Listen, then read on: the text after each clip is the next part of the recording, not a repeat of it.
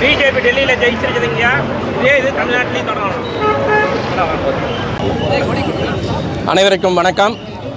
கடந்த 27 ஆண்டுகளாக டெல்லியிலே பாரதிய ஜனதா கட்சி அல்லாத 2 அரசுகள் நடைபெற்றதின் விளைவு இன்றைக்கி மக்கள் வெறுத்து போய் பாரதிய ஜனதா கட்சிக்கு 3/2 பங்கு பெரும்பான்மையுடன் இன்றைக்கி டெல்லியிலே மிகப்பெரிய வெற்றியை பாரத பிரதமர் திரு நரேந்திர மோடி அவர்களுக்கும் தேசியத்துடைய தலைவர் திரு நட்டாஜி அவர்களுக்கும் அதே போல தமிழகத்திலும் ஒரு மாற்றம் வேண்டும் என்ற நோக்கத்தின் அடிப்படையில் இன்று திராவிட முன்னேற்றக் கழகத்தை எதிர்த்து செயல்பட்டு கொண்டிருக்கின்ற திரு அண்ணாமலை அண்ணன் அவர்களுக்கும் இந்த வெற்றியை திருப்பூர் வடக்கு மாவட்ட பாரதிய ஜனதா கட்சி நன்றி இழந்த வணக்கத்தை அவர்களுக்கு தெரிவித்துக் கொள்கின்றது.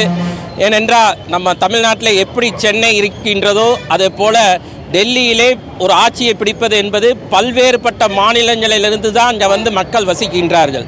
அப்போ இந்த தேர்தல் என்பது இந்தியாவில் இருக்கின்ற அனைத்து மக்களும் அந்த பகுதியில் வசிக்கின்ற மக்களால் ஒரு கட்சி அங்கீகரிக்கப்பட்டிருக்கின்றது என்பதற்கு இது ஒரு உதாரணம். மாநில கட்சியாக ஆம் ஆத்மி கட்சி 2 தேர்தலில் பல பொய்யான வாக்குறுதிகளை பிஜேபிக்கு எதிராக கொண்டதின் அடிப்படையில் அந்த மக்கள் அதை நம்பி வாக்களித்தார்கள். இன்று அரவிந்த் கெஜ்ரிவாலுடைய உண்மையான முகத்தை அவர்கள் உணர்ந்து மீண்டும் தாமரையின் பக்கம் டெல்லி மக்கள் திரும்பி இருக்கின்றார்கள்.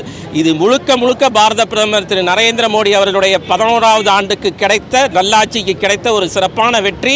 இதை தமிழக பாரதிய ஜனதா கட்சி 2026 குறிப்பாக திருப்பூர் வடக்கு மாவட்டத்தில் இருக்கின்ற அனைத்து தலைவர்களுடைய ஒத்துழைப்போடு வருகின்ற சட்டமன்ற தேர்தலில் 3 தொகுதிகளையும் திருப்பூர் வடக்கு மாவட்டத்தில் வென்றெடுப்போம் என்று இந்த வெற்றியை மாநில தலைவர் திரு அண்ணாமலை அண்ணன் அவர்களுக்கும் அவருடன் உழைத்த அனைத்து நமது தமிழகத்துடைய நிர்வாகிகள் அங்கே சென்று பணியாற்றிய அனைத்து நிர்வாகிகளுக்கும் இந்த நேரத்தில் திருப்பூர் வடக்கு மாவட்ட பாரதிய ஜனதா கட்சி நன்றிகளை தெரிவித்துக் கொள்கின்றது.